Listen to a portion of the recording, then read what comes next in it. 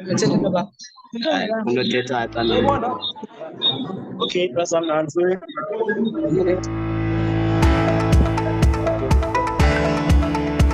Olwethu Data is a passionate and intentional advocate for empowering the girl child and creating spaces where individuals from all walks of life are seen, heard, and given the space to achieve to their highest potential.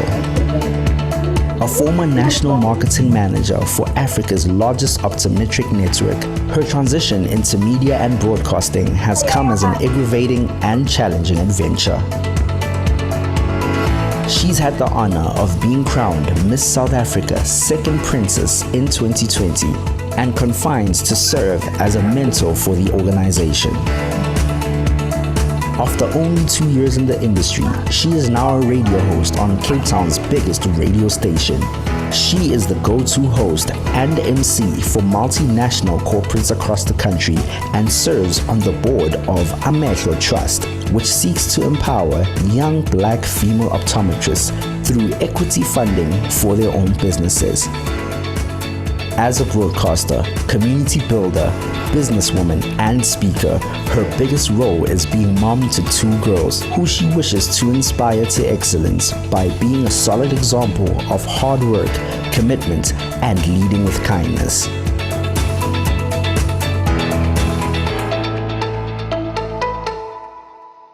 Oh, wow. A very good afternoon to our Future Global Leaders Club members, our proud parents and proud ambassadors. A very special welcome to all of our brand new ambassadors who joined us at the start of 2024. Welcome to this elite club of consistently hardworking, intelligent, and diligent students who are so thrilled to partner with you on your journey as we pursue academic success. Before we start the session, I'm going to ask all of you pretty please to make sure that your microphones are on. We do not want any disturbances in this.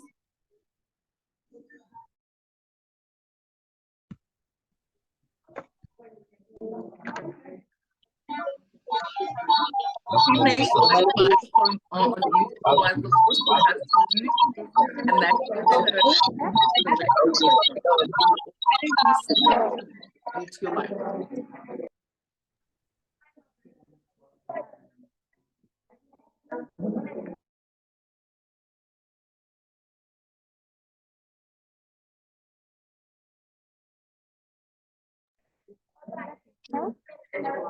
Okay, please mute your microphone. We can hear you. All right, fantastic. All right, welcome to our very first session of the Future Global Leaders Club webinars for 2024. My name is Olwethu Data. So proud to be your host as we journey through your academic excellence. We're going to be experiencing a lot of engagement through motivation and inspiration with phenomenal people, and also, of course, looking to sharpen your skills through specified tutorial sessions and webinars that are going to sharpen your excellence and get you ready for this exam season. We are so honored to have our very first special guest this Saturday by the name of Kgali Mabotja. We're going to get to chat to her in just a bit. Before we get to that, though, we know that the Future Global Leaders Club was founded by an inspirational young lady who is also a member of the Future Global Leaders Club. We have not heard from Ulihle in such a long time. We'd like to say hello to her and hear how she's doing. Lihle, good afternoon. How are you?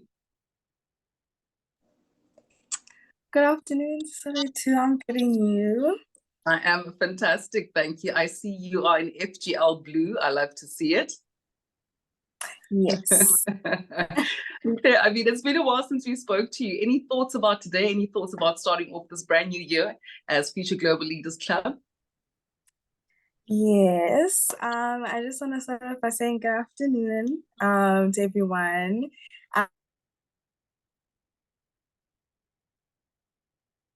A very big welcome to everyone that's here today. The FGLers, the proud parents, the ambassadors, and our guests today.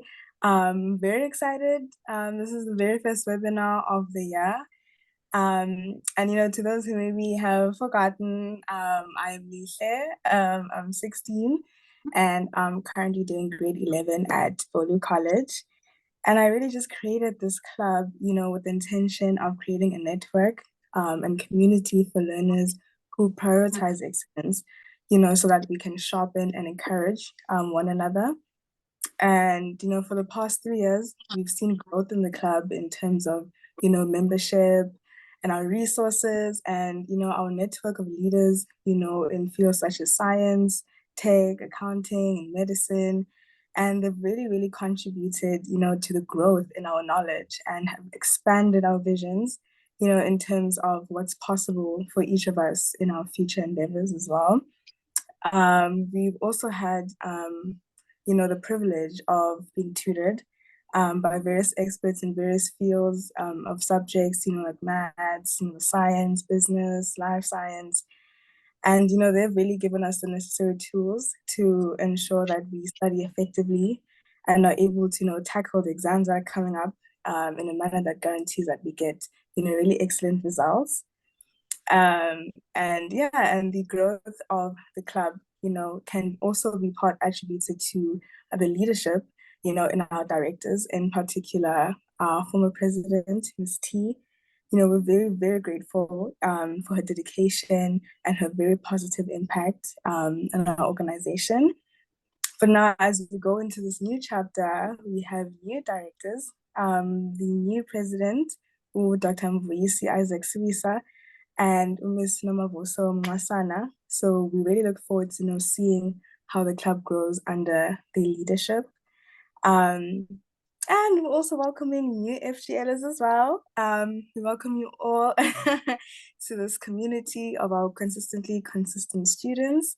We look forward to your participation in our webinars, the tutor programs, and all the various resources that will really continue to help us all sharpen each other's excellence. I'd also really like to welcome our new proud parents and our new ambassadors as well. I'm very, very excited, and I'm really hoping to see us thrive in 2024. And I feel very excited and very honored to have a Bolu College alumni, our very first guest in our very first webinar for the year. Kgali, your commitment to excellence has really inspired me, and I'm really looking forward to this motivational, inspirational session that we're going to have with you today. And also, thank you so much for giving up your time to be here with us today. We really, really appreciate that as well. And also excited, we'll be joined by Dr. Bulelwa Keke from the Sasol Foundation, and she's going to be unpacking the careers of the future with us. So, Enkosi kakhulu mama for your time this afternoon, and we're looking really forward to hearing from you. Oh, Alicia, so good to hear from you. So good to hear you also amped for an incredible 2024. Thank you for joining us today. Looking forward to your involvement and your engagement with our guest speakers today. Enkosi kakhulu sis. Thank there you. You have it. Founder Uli Hlezula, also super excited to kickstart the session of our very first webinar for Future Global Leaders Club. We always start off the sessions, or rather the first sessions of the year, with motivation and inspiration. Some of you have already finished term 1 of the school academic year and are stepping into term 2. And if you're a 3-term school, you're heading into your breaks for the year and really just gearing up for exams. And I think it's such a critical time for us to have this session today, because we want to motivate and inspire you. You've joined a club of elite superstars. You are one of one, in the sense that your commitment to your excellence is what's going to see you thrive and really be above the rest. And it's so good to have this club. And of course, we are a team that is led by our excellent manager of communications. We call him engagement relations. He knows each and every one of you by name, knows your parents, and has very beautiful relationships with all of you. Mr. Sandile Sibiya, he's going to unpack the landscape of FGL for 2024. Mr. Sibiya Molobuti, how are you doing today? I am very well. Thank you so much, Sisolwethu. That was a very wonderful introduction. Really is a privilege, like you mentioned, to have a broader scope of our elite, and I will emphasize our elite members, our superstars, all 127 of them.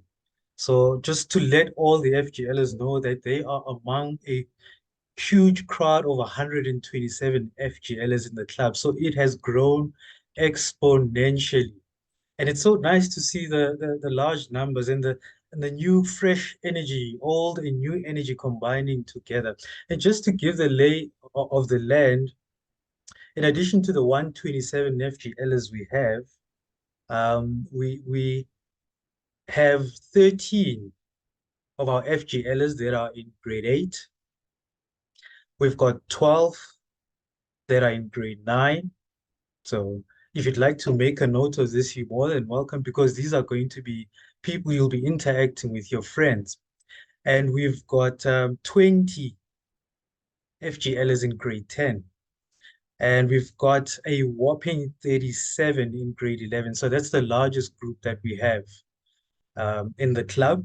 And then last but not least, our grade 12s, we've got 20 FGLs. So we've grouped them accordingly in that way so that you can break them down into these various numbers. So really, you've got a huge camaraderie of people to interact with, of FGLs, fellow FGLs to learn from and share insights. And also just to mention that when it comes to our star rating distribution, 65% of FGLs have a 5-star rating. So that's 65% of all members in the club have a 5-star rating, which is really impressive. We know we're aiming for 7.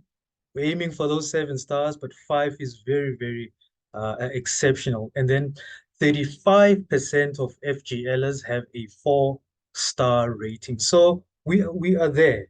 We are there, but we need to push for that 7 stars. And so quite a number have been eager to learn about their profile and Genius Dollar Points. So now I'd like to kindly request Upodlovogo to show us our Genius Leadership Board. And there we'll begin with our grade 8 Genius Dollar Points Leadership Board. I hope it is clear and visible to all. And so I'll just mention our top 5 because it's quite a long list.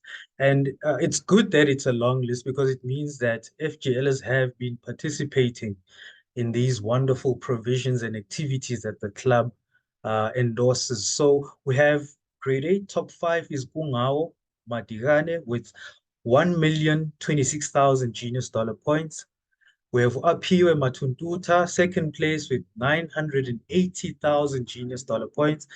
And Nikita Mzamo, third place with 976,000 Genius Dollar Points. Linom Tatritwa in fourth place with 926,000 Genius Dollar Points. And fifth place, Uyololwam Thomas with 884,000 Genius Dollar Points. And moving over to our grade 9 slide,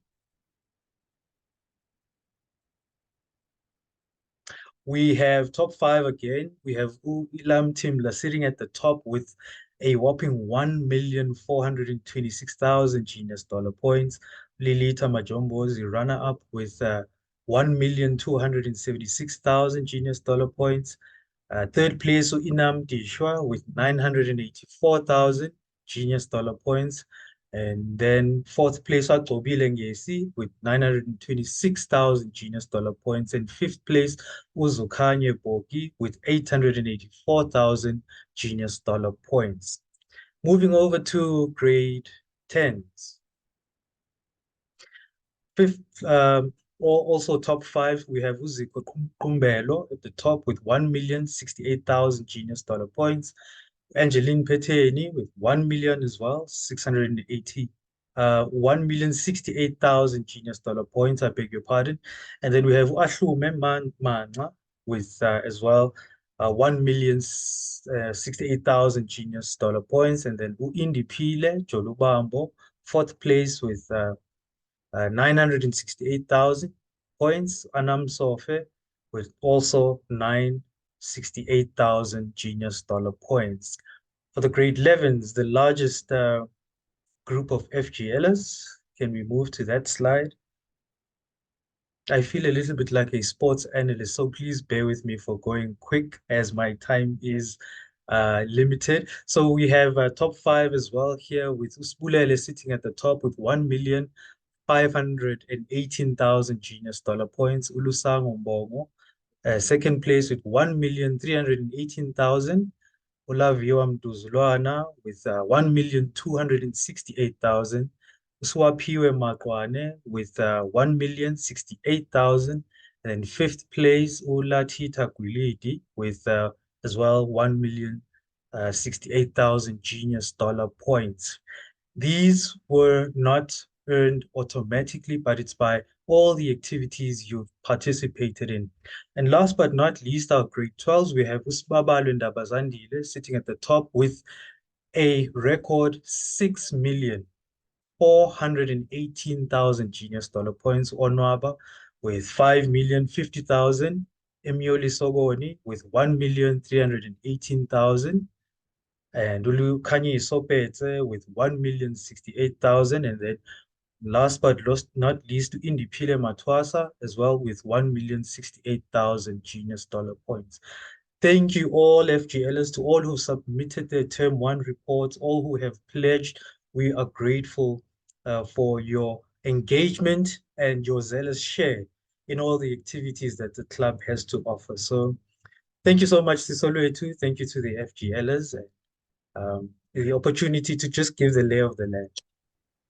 And we really appreciate you. That is the face of the gentleman you'll be interacting with for the past couple of months and into the future, as he helps guide you to make sure that you are using the platform that is the Future Global Leaders Club optimally, and helping you achieve stellar results through engaging in all the resources that we have available in this club.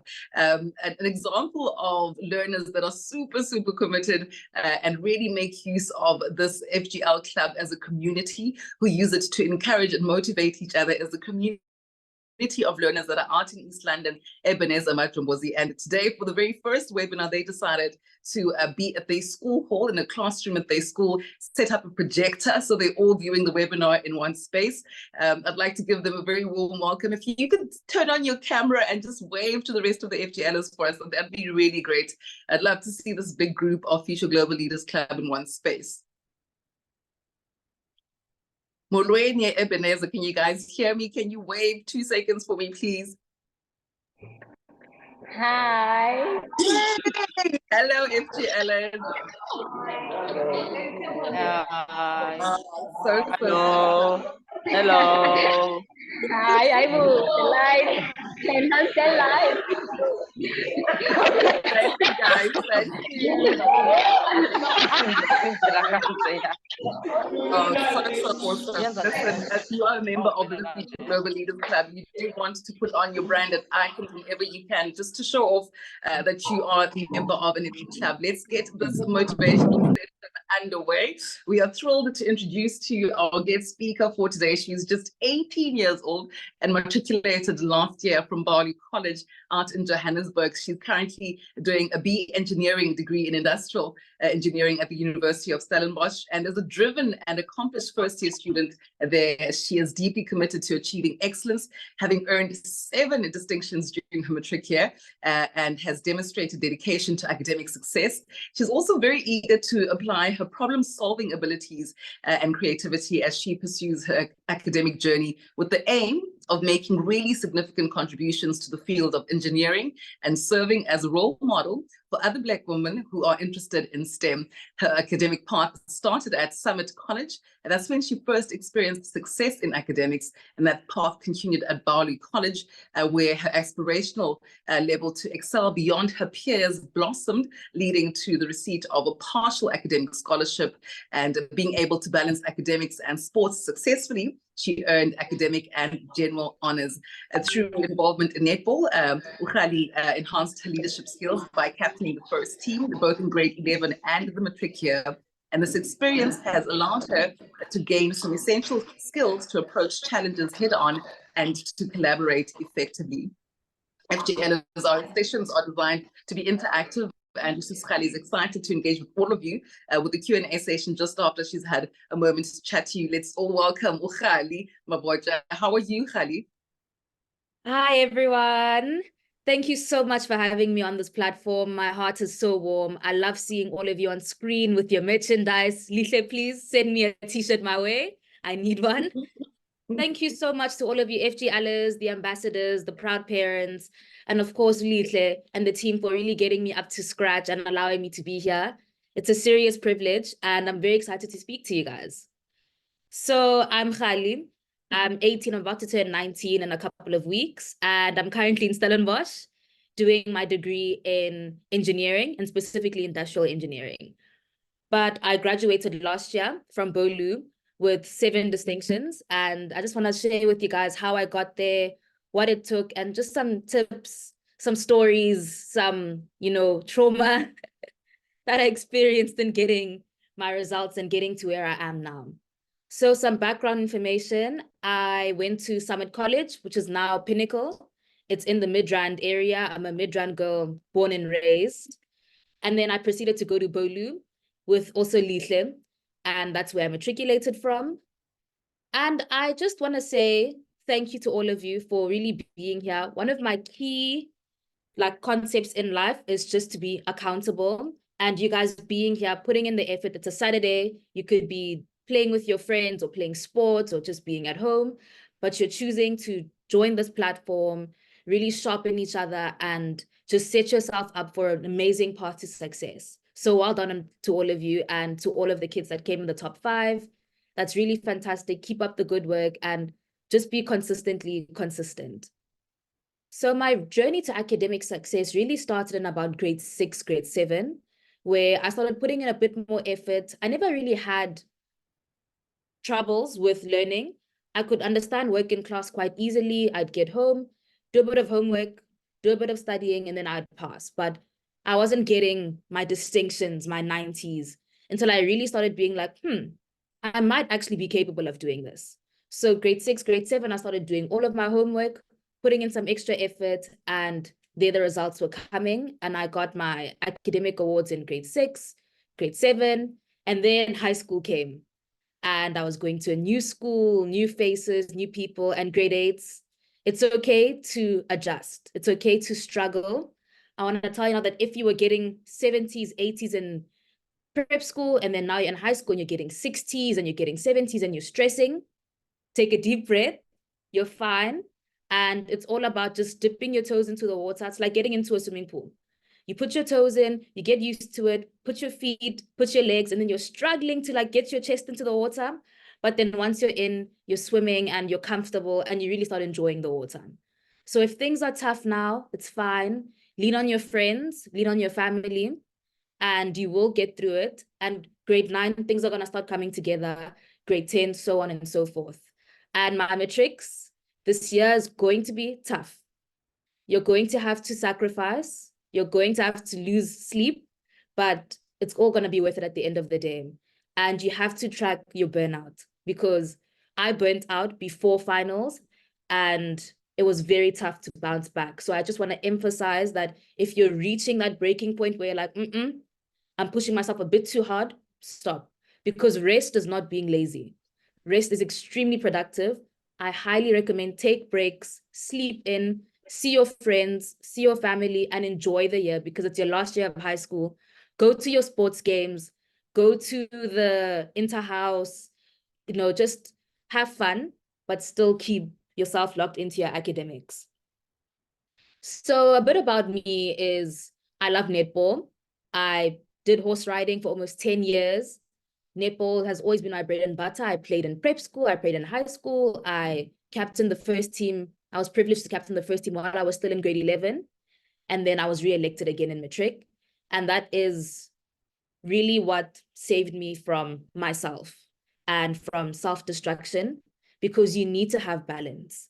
Even now in university, you have to have friends, you have to have going out, you have to have going on picnics, going on walks. You can't just be study, study, study, because that's how people burn out. So really key tip is with playing sport and with also academics, you need to maintain an equilibrium. So what I did is I would use my practices as my rest time, going in, practicing with my team, going on that run, going to the gym, and then getting home, deep breath, and then dialing back into the work.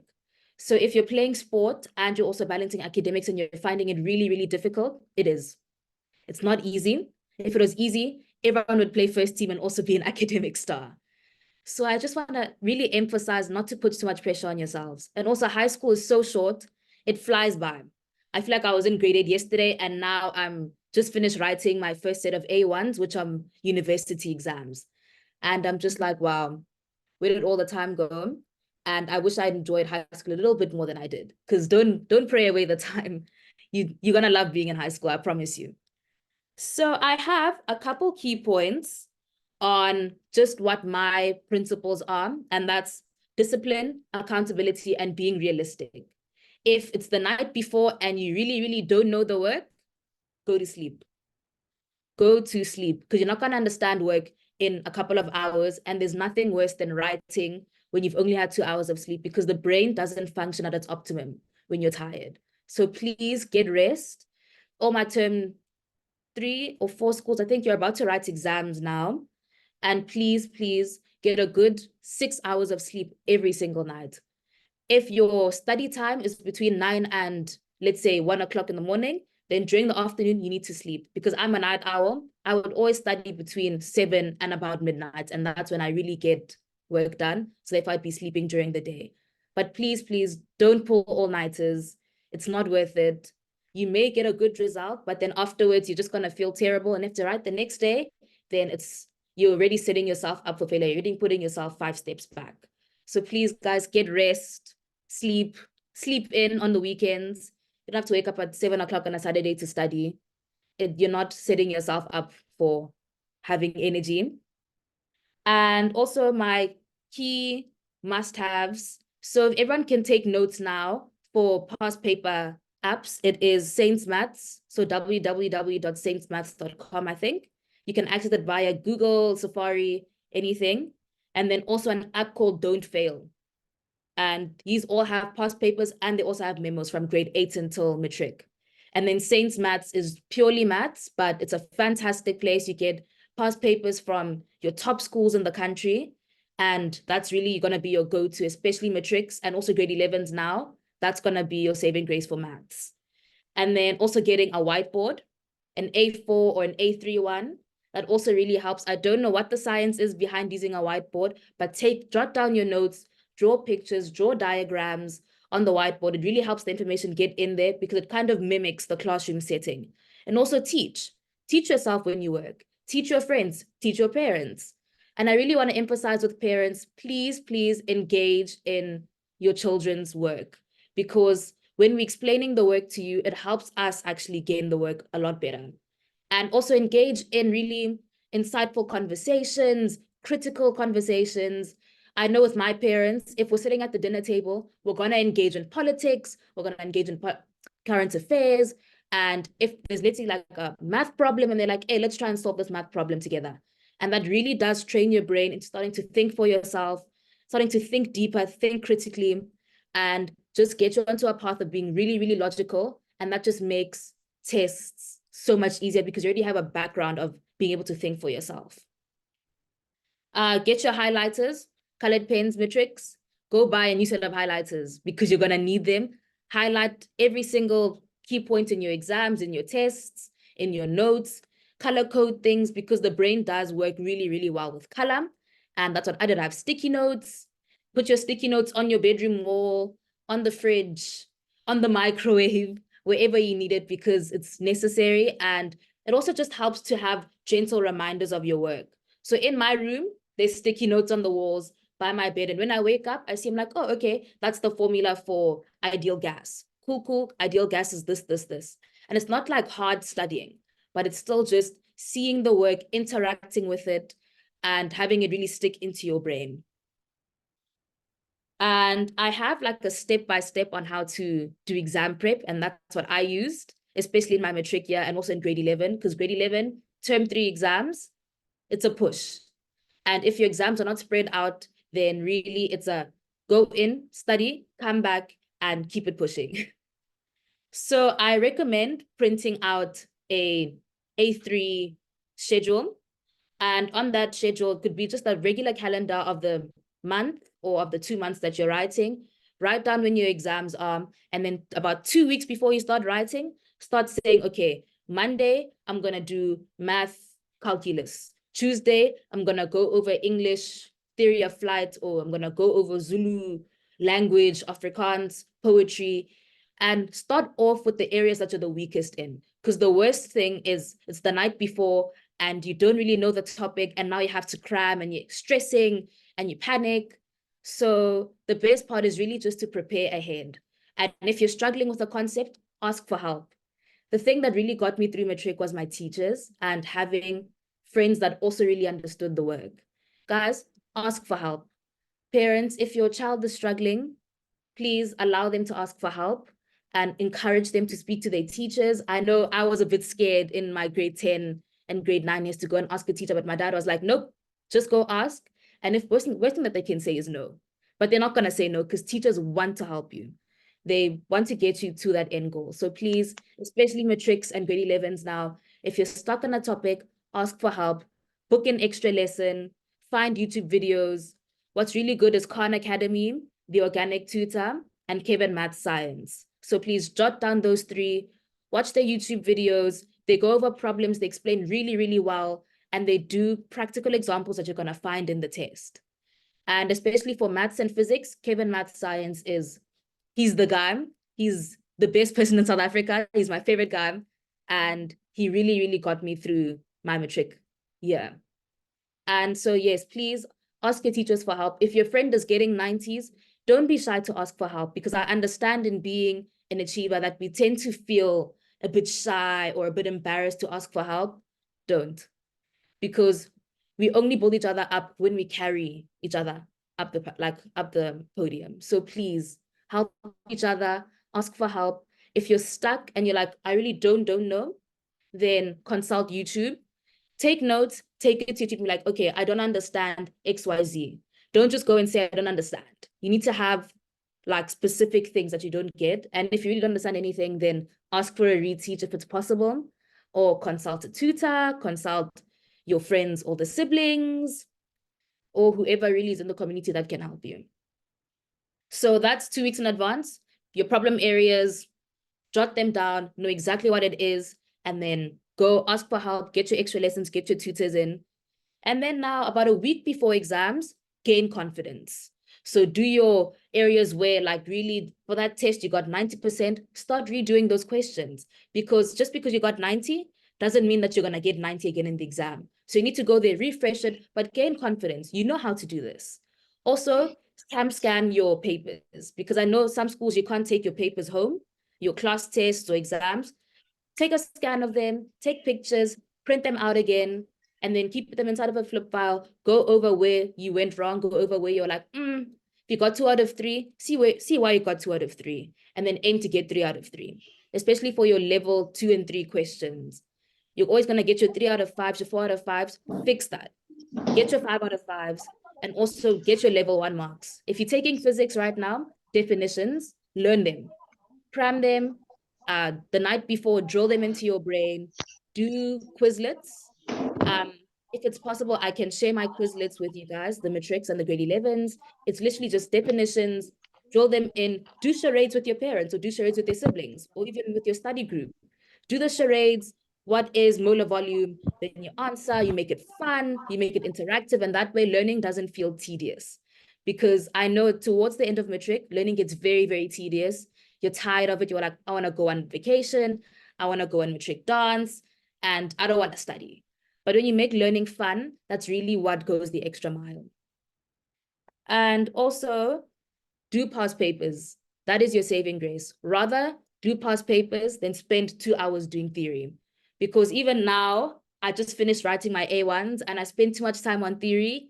And then I got into the paper and I was like, oh no, I don't know how to do this question. The theory is there, but I can't apply it. So please, please, past papers, use the websites that I gave you. If you can't do a question, highlight it, skip it, come back, ask your teacher, ask a friend, hey, how do I do this question? Show me your step-by-steps, and also do questions step-by-step. Don't just have a willy-nilly way of doing things, because I learned with steps. So I'd say, to do this question, you do step 1, 2, 3, and write them down in the test, because examiners also find marks when you've written down steps on how to do things. So please write down all of your steps, write down every single calculation, every constant, anything that you think might be right, because your intuition is most of the time going to be correct. Please trust yourselves. Everyone here from grade 8 to 12, your instincts are good. You're here for a reason. You're here because you're capable. You know what you're doing, and trust yourself. If you're in the test and you're like, oh no, I don't know what the answer is, write down the first thing that comes to mind, because it's probably going to be right. And don't scratch out. Unless you know it's completely wrong, but don't scratch out, because you are going to get marks there. And fish for marks.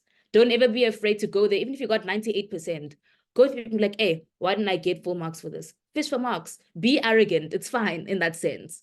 Really do fish for marks, because you're going to get them. And if you don't, then now you know how to get 100% next time. If you're sitting on a 60, fish for those marks. Get a 65, next time aim for 70. And also just being realistic. If you're sitting on a 60 now, don't aim for an 80 for the next test, just because you don't want to set yourself up for failure. But I know all of you guys are super bright, super intelligent. You're probably sitting on your 70s now, or 70 to 80 cusp. And that's the hardest one to bridge, because it's easy to get a 90, but it's not easy to get an 80. And that logic is not very sound, but it's true. And so getting from your 78 to your 80 is very, very difficult, because it takes that one extra step. You're reaching into a new level of just deeper understanding. And that's really where it goes into doing lots of past papers, really going into the nitty-gritty of what you're not understanding and getting that key link to get the entire papers to come together. Because I just finished writing now engineering mathematics, and we write TAT tests every week, which are like baby class tests. And I was realizing that I just kept on getting 40, or just kept on getting 50. And I was like, no, man, how can I get to a 60? I'm missing this key link. And what I did is I did Khan Academy for a full day, watched all of those YouTube videos, and I realized, I can't do limits. That's what my issue is. And from doing that, that's when I really realized that, no, man, that's the missing link. And then the next test, I got my 60. And that's really just what helps you realize where you're going wrong. You need to always find that missing link. And yes, that is, sorry guys, I tend to go on tangents, but these are very important topics. And then the day before your exams, just past papers, and also going over your key theory. So it's past papers, key theory, and definitions. That's the day before the past paper. You can't be learning new work just because you're stressing yourself out by doing that. So matriculants, especially now with your finals, the day before every single final is revision. Don't learn new things. It's not going to go in. You're going to stress yourself out. So the day before, purely revision, do about one past paper is enough. See where you went wrong, and then go and redo those questions. Maybe do another 5 questions out of the same. If it's theory-wise, watch the YouTube videos, consult your friend, and then really understand it, and then go into your test confident. Then also the morning of your tests, I couldn't study the morning of my tests just because it would stress me out. I would like to go to bed, wake up knowing that I'm going to pass. Also confidence. Confidence is key. You've gotten here so far. You've gotten here for a reason, because if it was that easy, then everyone would be an achiever. So really do have confidence in yourself. You're capable. You're 100% worthy of doing it. You're not a fraud. It's not a fluke that you've been doing well. You've been doing well because you deserve it, and because you work hard, and because you're capable. So please trust in yourself, have confidence, go in knowing that you're going to pass, and knowing that you're going to get the result that you want. And if you don't, then you just go back to the drawing board and you start again. And that's really what's going to take you guys far. But I know you guys are just so capable. It's such a beautiful initiative, and I'm so proud of Lihle for starting this. And you're all going to really be the future global leaders. And it's just really beautiful to watch. So please trust yourselves, have confidence, and that's what's going to take you all the way. So my dues for just academics of getting sleep, resting, spending time with family. Guys, family time, friendship time, whoever just makes you happy and whoever makes your heart feel warm and just bleed custard, spend time with them. You need to put your brain on rest. You can't always just be on academic. So I would go on picnics, or my friends would come over, we'd watch TV together, we'd play sport, we'd go to the mall, we watch movies, I'd go to breakfast with my parents, spend time with my sister, and that just recharges your battery to reset. Let's start again. Let's take a deep breath. Everything's going to be okay. And then you jump back into it. Let's see what else is here. And also reaching out to family, parents, and guardians. Please continue to encourage the kids, just because it really does mean a lot. I know now, because I'm always stressed, because this engineering is very difficult, and I don't think I was necessarily prepared for this amount of work and just the level of difficulty. But every single day, if I say, oh, I'm stressed, then my dad will literally send me a message. I'll send you what he sent me on Friday evening after I got my Eng math result back, and it wasn't what I wanted. And I was very, very disappointed because I put in the work. I did everything that could have been done, and I still didn't get the results. And he literally said, failure is the best teacher. It's difficult to fathom, but please try to learn from failure so that you can self-correct for success. It's expected at the level of education you've embarked on to have periodic setbacks. You'll pull yourself up, dust yourself off, and get on. After a while, you'll realize that that's how life works. Don't despair. Don't get discouraged. In fact, fight even harder. And I took those words so literally, and I went to bed and I woke up the next morning and I went over the test. I redid the paper. I was calm. I was in my room. I was highlighting. I was doing my step-by-steps. And then I redid the paper and I got a 60 instead of getting the 40 that I got when I initially did the paper. And exam stress is real. I'm not a good tester. I can understand the work at home. I can do the practice, do the homework, be acing it. Then I get into the test and I'm like, oh no, it's test time. Panic, panic, panic. And then you go blank. And it's happened to me, especially this year, because the workload is so hectic and it's a lot of pressure. And I've realized that it's putting myself down, because now I'd be failing tests that I wouldn't fail if I just did them at home. So please learn to start relaxing, taking a deep breath. If you must take, there's rescue.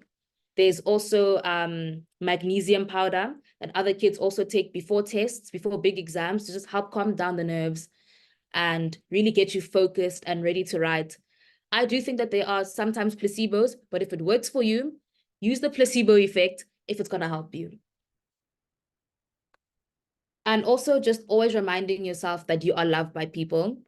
I keep photos of my family in my room and I look at them every morning and I'm like, I really have just the best people in my life, and that's what keeps me going.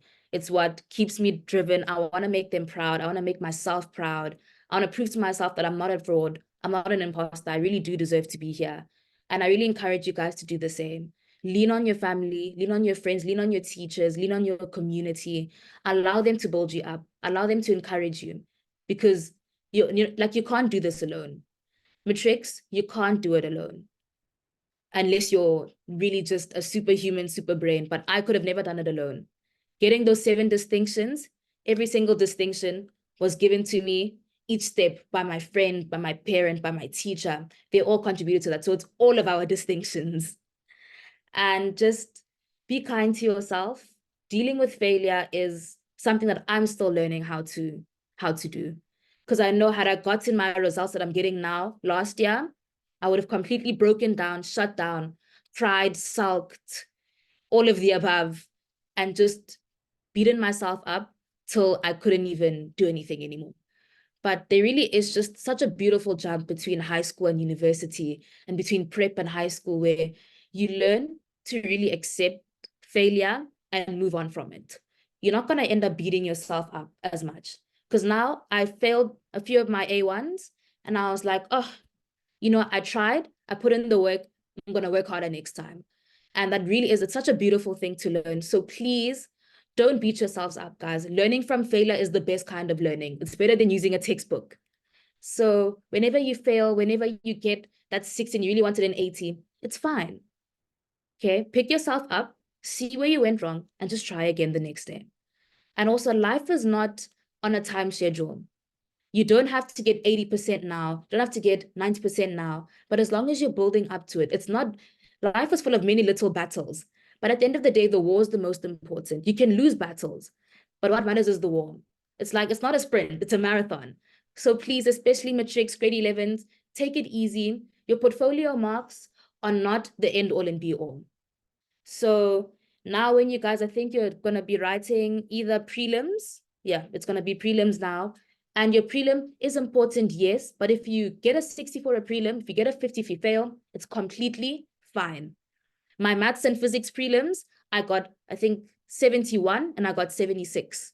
And I was like breaking down. I was like, oh no, it's over. I'm never going to get a distinction. And lo and behold, distinction, and I also got into engineering.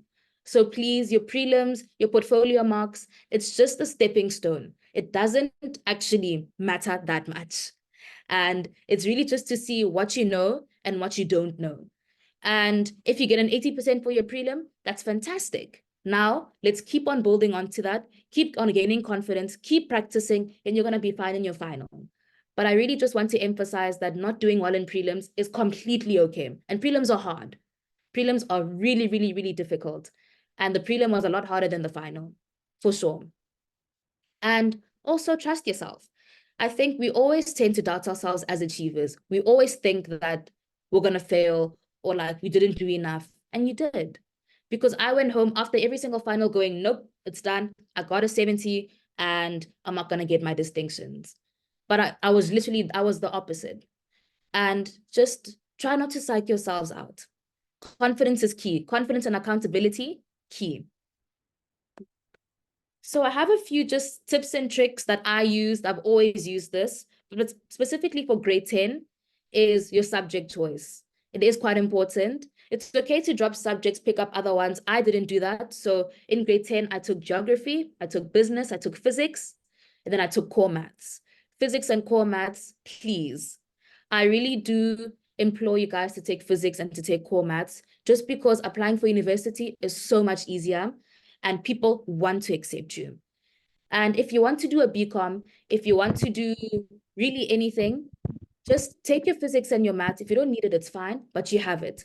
Write your NBTs as well, grade 11s, please. I know not all of the degrees need them. I didn't need them, and I also didn't write them. I know I'm not practicing what I'm preaching, but I wish I had, because it also helps for bursaries. So please, grade 10, subject choice, take your maths, take your science, and if you can, take AP math.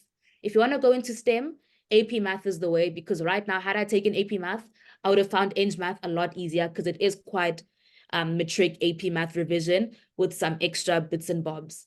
So please, physics, maths, AP math. Those three, and you can do anything.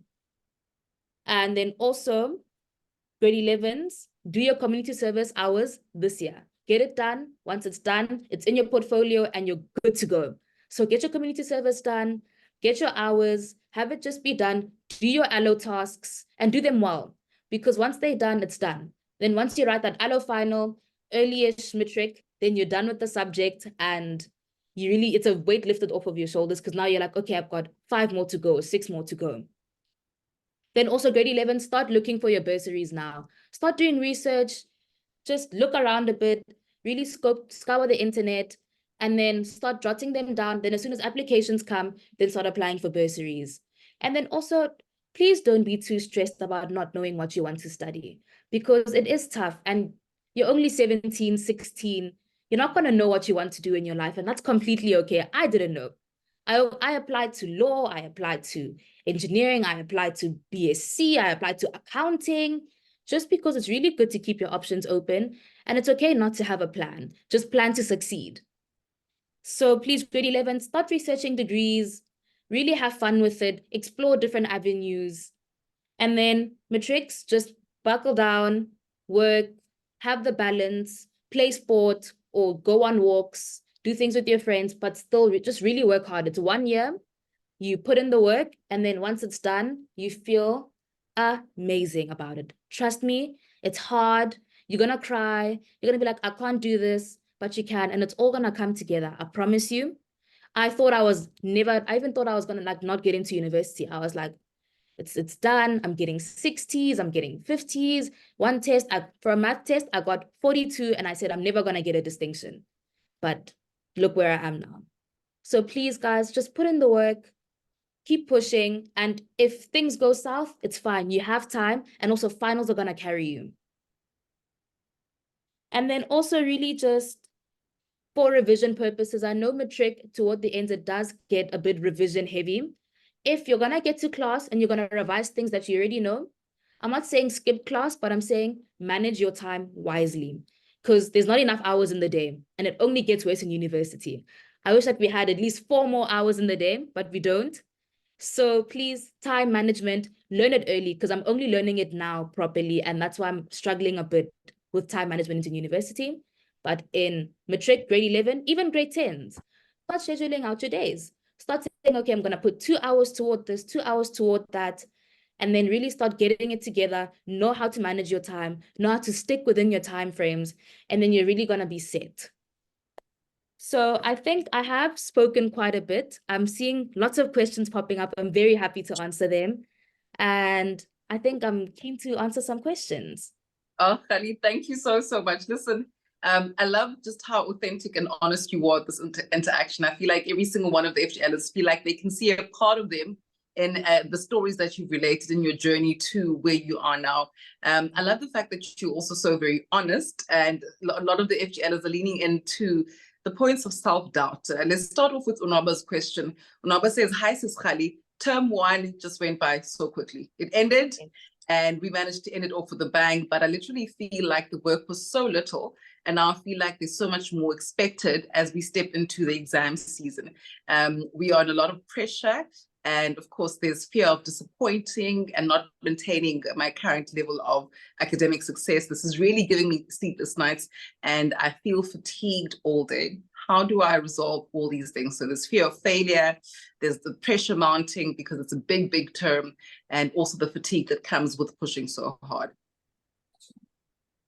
So, hi, I've been there, I am there, and it really is just a matter of keeping your head up. You are going to have sleepless nights, but you have to remember that term 1 is very short, and I also just think it doesn't really set you up that well for term 2. I'll be honest with you, but you are capable. As soon as term 2 comes, first day of class, buckle down, make your notes, pay attention in class, get home, revise, and just stay on top of the work. And you'll get there. There's no recipe. The only thing that you can do is just stay on top of things, manage your time, study, put in the work. And if you don't do that well, it's fine, because then there's term 3. And that's when you're going to really pick yourself up, especially now with term 2. It's sport, it's hectic, it's stressful, but just keep yourself above water. Just keep treading. And if you're feeling like, no, I'm tired, rest. Rest is the best medicine, I promise you. And you're going to be fine. Thank you, Kgali. I think the important thing also is that planning for success. So you mentioned that before each exam season, you'd put out a calendar out and be able to start with the weak points. So the subjects you were struggling the most with, and starting with those first. And then by the time you're writing a certain exam, it's just a point of revision. And Motto wants to know, how many hours did you put in your studies per day? So never mind just the exam preparation, but now just throughout the weeks before exam season starts, how did you make sure that you were prepped, and how much time did you spend preparing just for the next school day, the next school week? So with me, with my subject choice, geography, business are very theory heavy. So it didn't require that much time because my brain just processes theory a lot better than doing application. So I'd say for about maths and physics, every day I'd just try sneak in an hour. So I'd maybe just do a homework example or go over the classwork that we did in the class that I was like not too sure about. So I'd say give yourself a good 1.5 to 2 hours of maths and science every day, no matter what. And then if you're writing a test the next day, then focus on your test that's at hand. But if really you're writing on Thursday, it's a Tuesday, and it's during the week, and you get home and you're like, let me put some work in, do a past, not even a past paper, just go over the classwork, read the notes again. And if you're stuck on something, jot it down. Then in class the next day, ask that question. So it's putting in little bits every single day. I can't study for 6 hours every day. My brain can't cope with that. So I split it up into little 2 hours, 2 hours, 2 hours, 2 hours. And that's how I managed to stay afloat, but also pay attention in class, because class time matters. And if you don't understand, pop up your hand, ask your question, because class time is really, really important. Make your notes. Don't just sit there. And I also tended to do that a lot, especially toward the end. And now I have to get home and then redo the work when I could just do it in class during that time. So to just sum it up, about 2 hours a day, and then also paying attention in class. The class time is learning time. You're not just showing up to be present, but you're actively learning. You touched on how important that relationship with your teachers is, that looking for those extra marks, asking questions because you've gone home, redone the work, and you see where your limitations are. If some of these FGLers are a little bit shy, how do they get over that? Is there like a simple way to be like, okay, I'm just going to close my eyes and ask this question? Or do you gradually build up that confidence to be able to engage with your teachers? How do you build that good relationship? So I was also very, very shy. I was like, no, I'm scared. I don't want to go and ask. And I'll ask my parents, please go and ask for me or send an email. But it really is just, so have something to ask. Because I think also a lot of being shy is that you're not quite sure what you want to ask, then you're scared that you're going to look like you don't know what you're talking about. And I understand that sense of feeling inferior. So what I would do is I'd literally just take the question paper and then just say, I don't understand question 1B, and then just go up and just be like, take your courage, deep breath and be like, hi, ma'am, hi, sir, please help me with question 1B. And I promise you, they're going to help you. And just build up, just bite the bullet. It's scary. It's very, very scary. Bite the bullet, go to specific questions, and I promise you, they'll be eager to help. All right. And Lilita wants to know, Sis Kgali, how do you control your panic in the exam room now? Now you're in the exam, there's a little bit of anxiety. How do you manage that? So I'm still actually learning to master this, but it really is sitting there. And then before they hand out the papers, I sit in my chair and I take 3 deep breaths. So I go 1, 2, 3, in and out. I put down my pencil and I put away my stationery kit. I put it on the side and I just have my empty desk. Then I start to remember my exam number. So I will go, okay, my exam number is 1, 2, 3, 4, 5. And that I know for certain. And it helps me just be like, okay, confident. You know your exam number. You got here on time and you're in the venue. You're okay. You know your stuff. Also, I look at the time. I'm like, okay, the time was 7:15. So I'm fine. We're starting in 5 minutes. Calm down. You got this. Then I'll also just start like saying things that I know for sure. So I'll start doing definitions in my head, going, okay, molar volume is 1, 2, 3, gravitational constant is 1, 2, 3. And then just really being like, I know where I am, I know my surroundings, and I'm gonna be fine. So I hope that answers the question. Yeah, leaning in on trusting yourself. You're capable, you can do it. A very important question from Mulukanyi Sobebe. Hi, Sis Kgali, how did you manage to eliminate distractions? Sorry, please can you repeat that? Lukhanyiso wants to know, how did you manage to eliminate distractions? So being distracted within your goal. Okay. I'm still managing to really hone in on that skill. It really is just having goals. So I would be like, okay, so for this test, I want to get 85%. And so my goal would just be, okay, let me get home, study, work, go to netball practice, come back home, and then also screen time. Manage your screen time very, very well. So from 10 p.m., my phone goes on to do not disturb. And then that just starts to train you into not checking your phone that much because the notification doesn't come in. And also having friends that also keep you accountable. My friends, if they can see me and I'm like, I'm going out or something, they'll be like, hey, friend, let's stay home and let's study together. So also just surrounding yourself with people that want to see you do well, that also going to help you keep you into that good path, and also scheduling. If it's there on the list, I have to do it because my brain wants me to scratch off that item on the list. So maybe just write down what you need to do. And then that's going to help you just to stay on track, stay in lane. And yeah, try that out. And then also please let me know if that helps. I like that a lot, but it also answers the question of procrastination then, being accountable to yourself and having a circle of friends that keep you accountable. But for instance, when you know you have to do something, but you are in the habit of putting that off till last minute, how did you get rid of that habit? So again, it's making lists and literally saying, fill in question number 2.1, write it down and have it there big on your wall. And I'm like, oh no, I need to do this. And then every single time that you're going to walk past that list, it's going to be there. And it's going to be like, let me just get it done. So I've never really had issues with doing things last minute just because I stress out when it's last minute. So I don't think I'm necessarily the best person to give advice on this just because I enjoy doing my work ahead because I don't enjoy the panic at the end. And also don't be comfortable in being panicked. That's also maybe a good point. Get uncomfortable at the fact that you're stressing and then do something. So yeah, I hope that answers. I love that. So Babalwe wants to know, he says, Kgali, during exam time, you're finding the paper so easy and you're excited, but you end up making lots of mistakes because you're now rushing, you're looking at the class, you're looking at the questions, sometimes you don't finish writing. Multiple choice questions can be very difficult, more tough than the longer written form questions. How do you deal with this dilemma? Look, you know the work. Oh, that's a fantastic question because it's exactly what I had to deal with and what I'm still dealing with now. So it really is, after doing your past papers, you know which questions you do well in. So as soon as you get the paper, don't even look at the multiple choice. Completely just skip to the question that you know that you can do. If you know that in physics, question 2, you can always do it. Start off there, read the questions, start kind of answering them in your head. That way, as soon as the paper starts, you do question 2. If you know that question 6, circuits, is your thing, look at the circuits part of the paper when you get the paper, read it. As soon as the paper starts, do that question and then do a multiple choice or do your weakest ones last. Because I never used to finish my papers. And even now I still don't finish my papers. But what I have filled in is correct because I did the stuff that I'm good at first and within a good time. And also plan out your papers.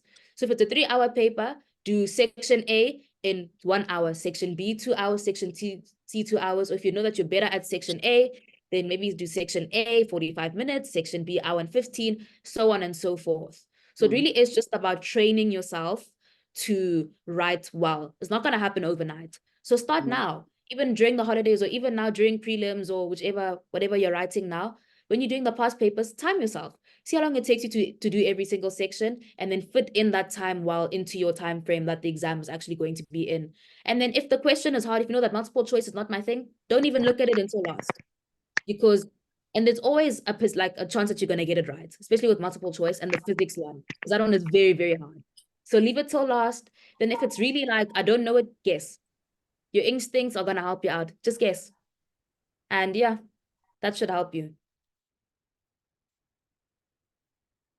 Yeah, right. I love that because it means that you gathering the most marks in the questions that you're confident about. So you're guaranteeing a certain percentage before you get to the stuff that you're unsure of.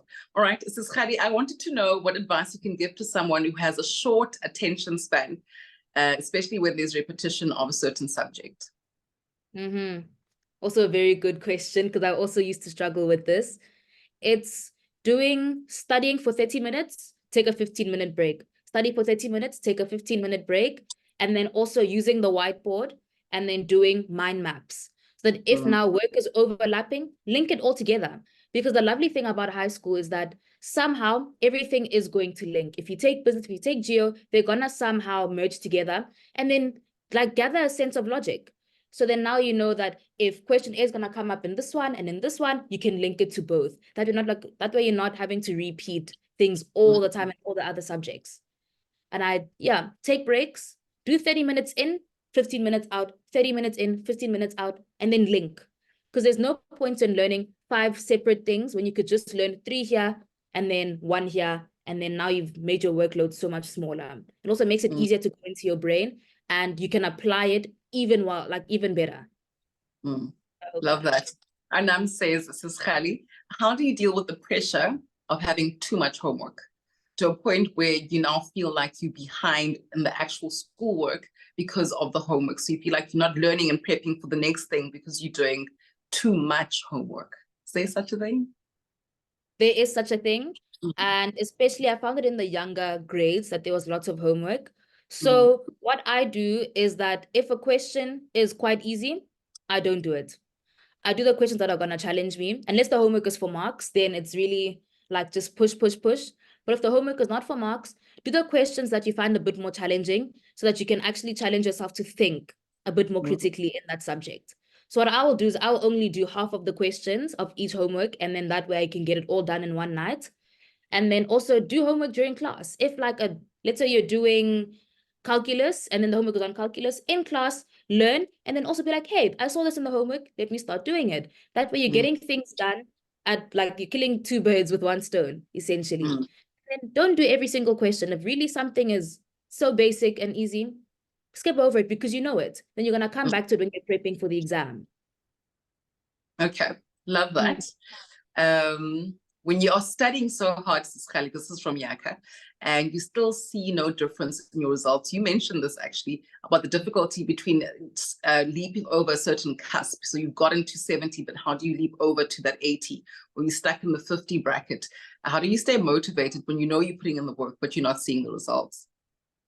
So I actually am dealing with that currently, and it's so applicable to me. I'm changing my study methods. And also I'm changing where I study. So I no longer study in my room. And now I go to Eng, I go to the faculty and I study there, or I study outside. And sometimes just changing something as simple as your surroundings is going to help the work go in differently. And then also change your methods. If you are used to doing past papers, maybe start reading a bit more theory. If you're doing a bit more theory, start doing a bit more past papers. Interact with your friends. If you have a friend that's doing the same subject, do the question together and then see how they're doing it. And then perhaps their method is also going to help you now to understand it a bit deeper. Then you can apply it, and then maybe it's going to take you up to the different different academic bracket. And then also just wanting it. You need to be hungry. That's the thing about academic excellence. You have to be hungry for it.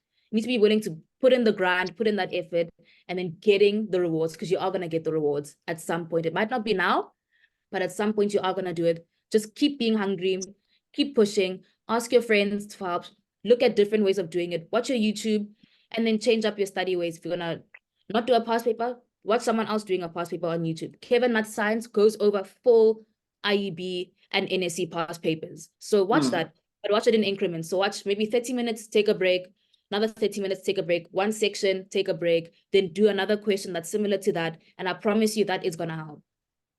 Okay, all right. And now the question of that balance at home. We all come from very different home environments, very different requirements on what we need to do in terms of chores and things like that. This one says, Ms. Kgali, how do I deal with pressure, for instance, at home? You got chores, you're coming home from school, and you still have a mountain of work to do. At the end of the day, as well, you're a child, you must contribute to the household, but how do you do that balance? The best advice that I could give is to just schedule, and then like if you know that you have to get home and now you must mop the floor, that's just an example, then say in your schedule, okay, I'm going to get home, I'm going to do my chores, I'm going to take a 30-minute break, then I'm going to do 20 minutes of studying. Then after I'm going to do my other chore, then I'm going to take an hour break, eat my lunch or eat my snack, and then start studying again. It really does help to schedule, because work gets very, very overwhelming. Work, life, friends, everything gets very, very overwhelming when you don't have a schedule and when you feel like you're just meandering. So please take a deep breath, get out a pen and paper, and then write down everything that you have to do, and then just see, where can I fit this into my day and what's realistic for me to get done, because sometimes you can't get everything done, and that's fine. You can always catch up somehow, and trust yourself. Again, have confidence. Those are like my two key principles. Is it's okay for you not to get everything done, because at some point it is going to come back and then you're going to get it. Sis Kgali, what is the best study techniques you used to master maths and physics? So maths and physics was watching Kevin Math Science. So literally my routine was, I would sit there, watch him do section 1, and then see how he does it, and then take another paper and then do similar questions. Then see if I'm applying those same principles to the question paper at hand. And again, it was just all past papers. So maths and science, literally I did every single past paper from 2017 all the way up to 2022. And I did both the subs and the actual paper. And granted, yes, there's not lots of time, but don't do every single question. So if you know that you're very good at organic chem, skip all the organic chem sections. If you're good at circuits, skip all the circuits questions, because you know the work. So past papers, Saints Maths, Kevin Math Science, don't fail. Check on your school's Google Classrooms or whichever platforms that you guys use. Ask all the kids for their past papers and really just put them down and then just start doing. Okay. Now, also going back to dealing with disappointment and failure, you, Sis Kgali, Victoria's asking, you mentioned that You once got 40-something% for a maths paper. How did you deal with the comparisons to other students that were achieving very high results, getting distinctions, for instance? Yep. So I enjoy having a good cry, and not even to be in like a concerning way. I will get home and I will cry about it. I will throw my little fit. Then afterwards, I'm like, okay, I've cried. That nervous energy is out. That disappointing energy is out. Let me start working again. And you're not going to get to a point where you don't beat yourself up. Unfortunately, it's human nature. And especially as overachievers, we tend to put too much pressure on ourselves. And when things don't go well, we times it by 2. So it really is just believing in yourself and then also looking at how much you have achieved. Yes, I got that 40% fail, but on the other hand, I got 80% for physics, or I got 90% for business. So it's just reminding yourself that I'm only disappointed because I'm used to doing well. So therefore, I can do well again. And once you get into that mindset and just knowing that you've gotten here so far, and you've gotten here because you've worked hard, because you deserve it, therefore you can continue. And you're never not going to be disappointed. So try it out, have your little sulking moment, and then just be like, well, I've gotten to this point. I'm disappointed because I know that I'm smart. So let me apply the smartness and do better the next test. I love that. Sis Kgali, in terms of studying, do you think it's wise to be steps ahead of your teacher, or should you go according to her pace?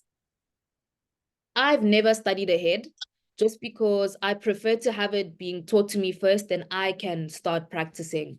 But if it works for you, then do it. There are some people that I know that also achieve very well and they work ahead and it works for them. I think try it out. If it doesn't work, it doesn't work.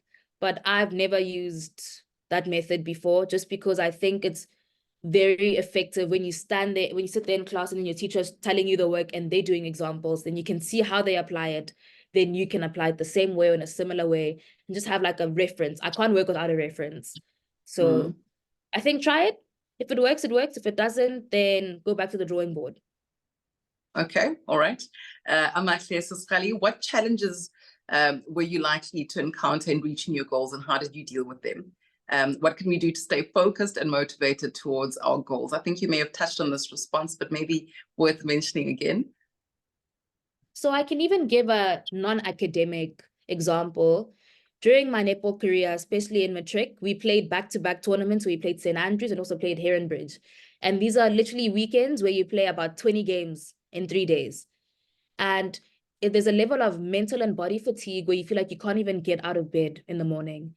And the one thing that my coach would always tell us is that these things only build character. Nothing can tear you down and you can't learn from it.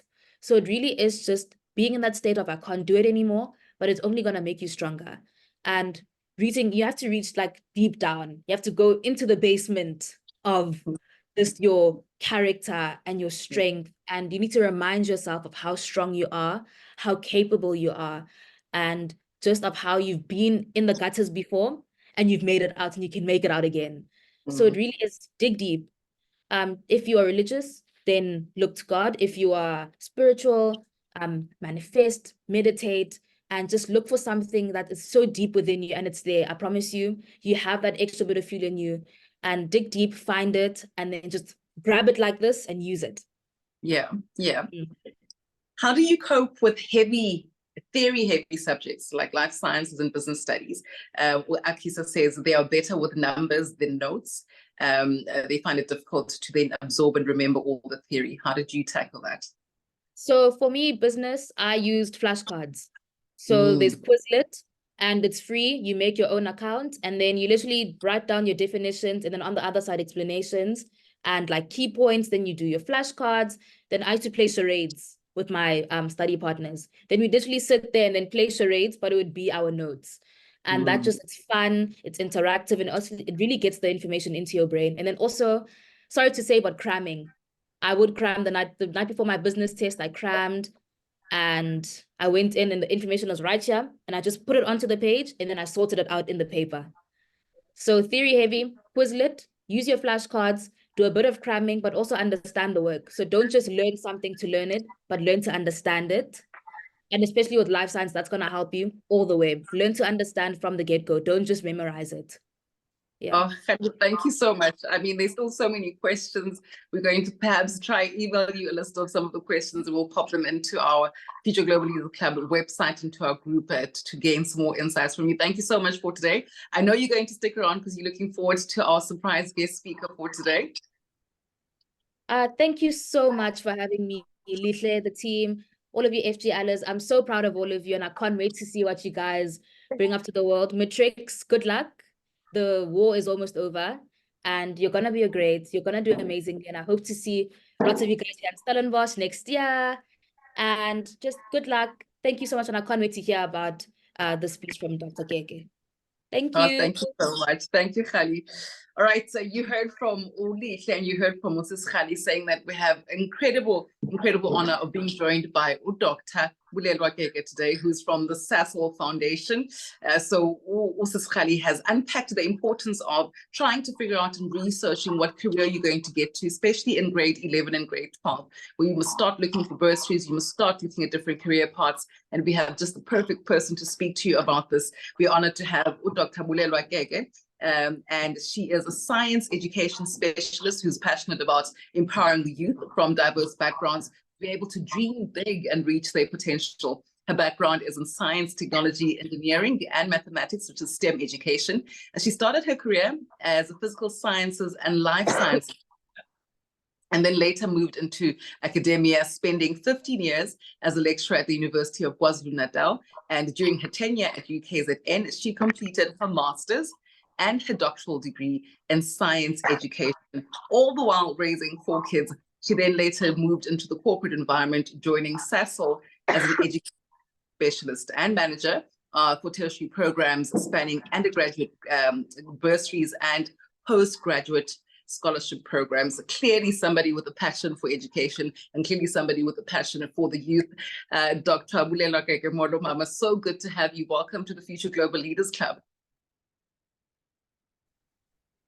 Well, thank you for having me, Oloitu. You know, I'm so excited to be here. I'm chatting on the side with Mamuzilo, and yeah, I'm in complete awe with you guys. You know, I was just saying that if I had gotten this kind of pep talk just before I started university, this was like 33 years ago, I think I would have come out with distinctions. I would have gotten my degree cum laude, if you know what I mean. So I just say, you know, there's lots of trailblazers in this webinar. But let me just start off, Oloitu, by greeting all the our future movers and shakers, the future global leaders. You know, it's an understatement to say I'm excited to be part of today's webinar. I mean, today isn't just about gathering information, it's about igniting that fire, you know, within each one of the FGLs to strive for excellence and to chase your dreams relentlessly, you know, and to unlock that full potential which is within all of the leaders. And I mean, I think Kgali touched on this. She spoke about how in this journey, you are an architect of your own future. And in the journey ahead, you will encounter challenges, setbacks, and moments of doubt. But remember, within every challenge, you know, there is an opportunity for growth. Within every setback, there is a lesson to be learned, you know, and within every moment of doubt lies that chance to discover your true inner strength. So I implore each one of you FGLs to embrace the power of your dreams and really commit yourselves to excellence in everything you do. And I want to do a special shout out to the visionary and the trailblazer, Lihle. You rock, my girl. I just want to say it. And another special shout out also to Kgali. You know, like I said, I wish I had gotten this pep 33 years ago. But well done on that inspirational talk. So let's get started with the careers of the future. You know, I feel like I'm speaking to the converted already. So Luvugo, you can please put up the presentation for us. Yeah, and we can get going. But I feel like I'm talking to the converted already with this conversation. So as indicated in my profile, I actually work for Sasol. And those of you who are not familiar with the company, we are a chemicals and energy company. And I would recommend that you visit the Sasol website just to get to understand what we do, because I've got 30 minutes only to talk with you today. But today's talk really is on careers of the future. And there's lots of interesting careers that are emerging, which you guys could take advantage of going forward. So you can move to the next slide, Lezuko. Yeah, perhaps don't go to the slide. Let's go back to the previous slide. I just want to tease some of you on what your understanding of STEM is. What does it stand for? I mean, we've mentioned it. So if you see any hands, yes, I see Nandipa. Nandipa, please shoot your shot. Let's hear you out. Greetings to all people here. STEM stands for science, technology, engineering, and maths. Fantastic, fantastic. However, we want to unpack what's in that technology. For instance, we might know what science disciplines include, but not all of them. And I mean, the list just gets getting longer, which is why I say there's lots of opportunities for you. So well done, Nandipa. So we can go to the next slide and just unpack what the STEM careers involve. And I mean, this is the future. This is where the future lies. We're not saying don't go into non-STEM degrees, but listen, if you want to remain relevant in the next future, in the near future, you need to stay within STEM. And these are really disciplines that are in science that would include a range of degrees such as biochemistry, biophysics, environmental science, hydrology, geoscience, all of those, including medicine, of course, under science. And then you have technology. And I mean, there's lots of emerging disciplines within the technology field. I mean, we know that artificial intelligence is taking over now, cybersecurity is the thing. So computer sciences, your industrial design, information technology, those are a few of the technologies that we are going to cover in our talk today. Then we have engineering. Listen, the scope here is also very wide, I don't even want to start mentioning some of the engineering disciplines that you can explore. But the range is really, really, really quite wide. And then we have maths. Now, under maths, we include all the mathematical disciplines, not just mathematics as you know it at school. But if you want to go to disciplines such as data science, statistics, and then your applied mathematical sciences, you would those all include your maths discipline. So when you apply at university, it's not called maths. So you would need to look for data science. Some universities will actually group these disciplines under mathematical sciences. So you need to actually be on the lookout for them. If you could go to the next slide. Thank you. So, I mean, we used to say the sky is the limit. But I just think with this endless possibility, the sky is not even the limit. Here, it is just the beginning. And we all need to dream big. Thanks. The next slide. So we're going to have a look at some of the disciplines that are emerging in the space. Some of them have been there for a while. For example, you could become an architect. Architecture has been there for a while. So I want to sort of quiz throughout my presentation, because I know you have some of those answers. So if there's anybody in the room that knows what an architecture does, please raise your hand and just give us a sense of what you would do as an architect. Any ideas? Nandipa, looks like you're on fire today. So an architect is a person who designs buildings and they plan how to construct a certain building, and maybe they can supervise. Yeah.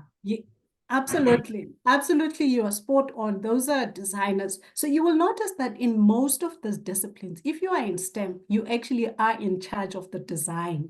you know, you develop systems, you design systems, you know, and it means that there's endless opportunities for you to innovate, you know, which is quite an exciting position to be in, rather than, so we don't want to be taking solutions from the shelves. We don't want to go to America and take solutions from China, Japan, and all of that. So we're hoping that with this disciplines, you guys can develop our own African and South African systems, you know, and solutions to problems of the country. So you are quite right there, Nandipa. Then you have, you can follow a discipline, a study degree in geoscience, which covers a bit of geology as well.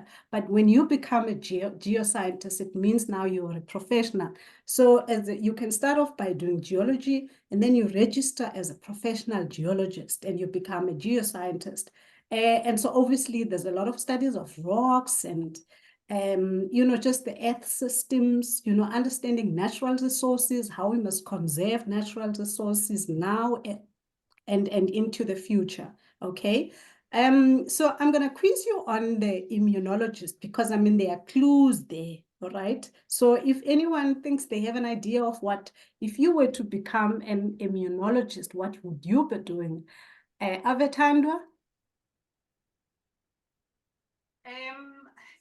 Avetandwa, please unmute yourself and give us a sense of what an immunologist would do.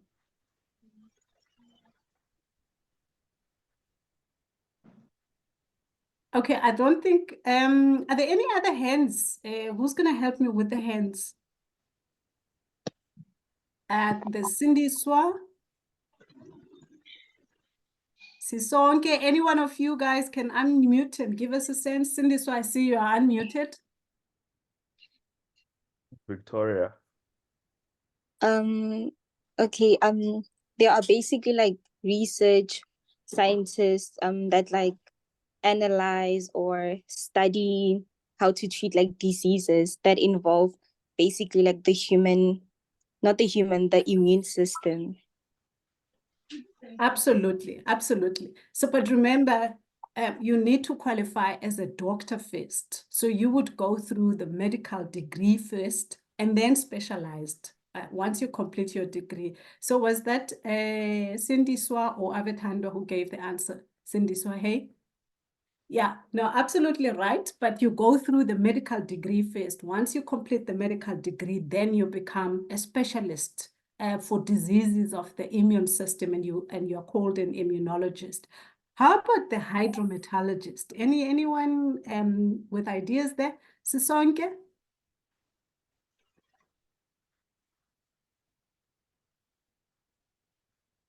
Sisonke?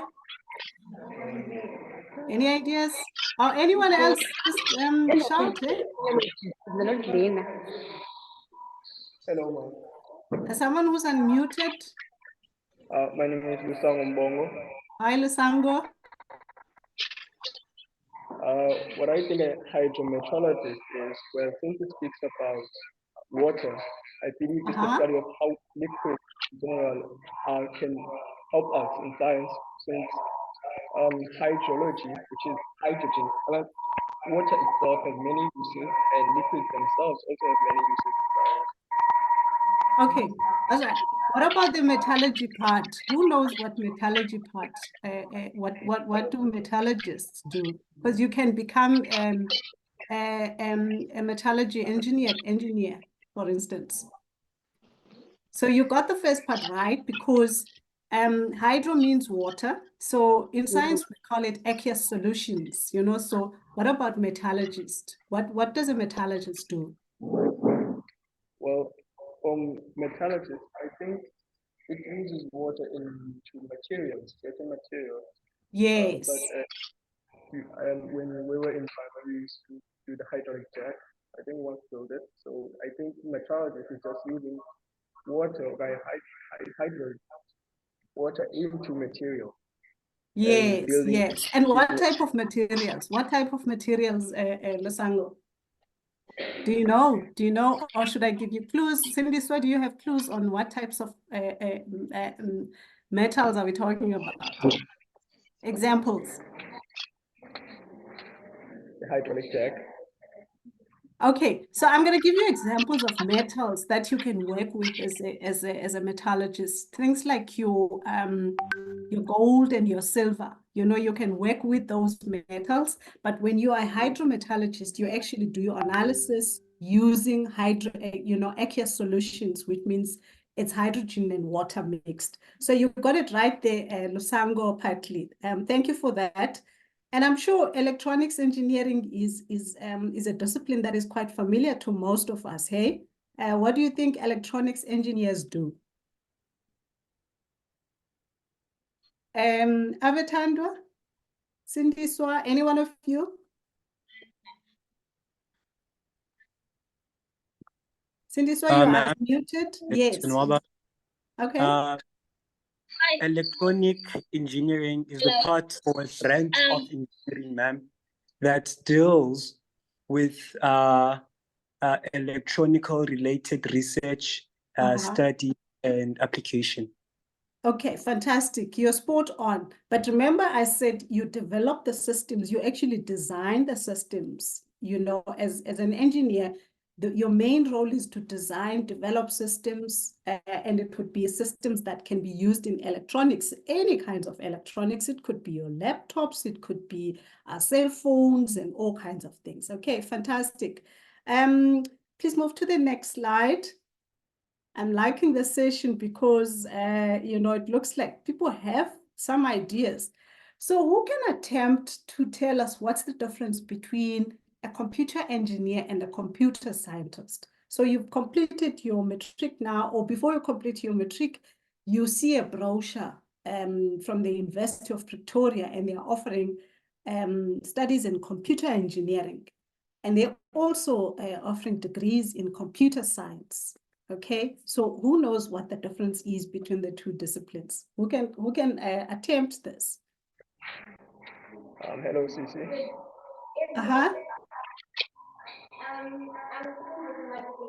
Okay, you're not audible. You're not audible, Cindy. So I'm struggling to hear you from my side. Sorry, hi again. Yes, that's better. So my name is Kanye Sibula, and I'm using my teacher's cell phone, right? Okay. All right. Okay. Okay. So give it a try then.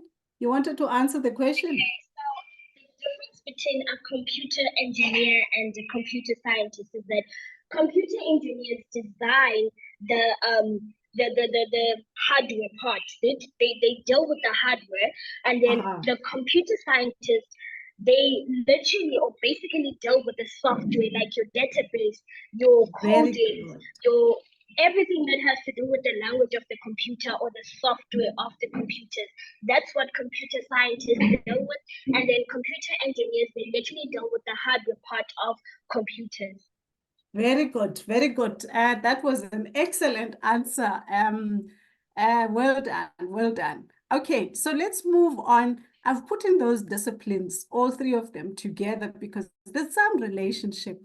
An actuary, a CA, chartered accountant, okay, there's supposed to be one T for chartered accountant, and a statistician, okay? So if you are not, I know you are very young, but we used to have a statistician that used to wear a yellow suit every day, our statistician general. So I'm giving you clues now on what they used, what he used to do.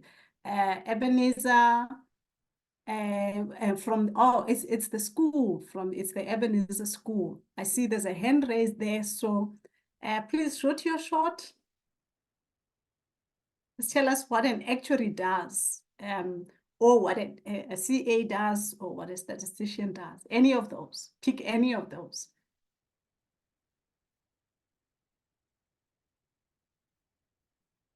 I see there's a hand from Ebenezer School. Afternoon, ma'am.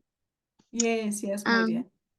My name is Indipile Matasa, and what an actuary does, they analyze financial costs of risk and uncertainty using mathematics, statistics, and financial theory to assess the risk of potential events. Thank you. Wow, fantastic, fantastic. And a chartered accountant? A chartered accountant, I'm not really sure, but I think they work with assessing and putting together the financial information of a company. Can I ask Mam Zila to come in and just tell us what she does? I think she's in chartered accountancy. I know they do a lot of auditing on financial statements. Are you serious? You want me to answer? You know, just give us some reality of what you do on a day-to-day basis. Well, given what I've heard, sorry, let me take off. Okay, is there no echo now? No, there's no echo, ma'am. Okay, can you hear me well?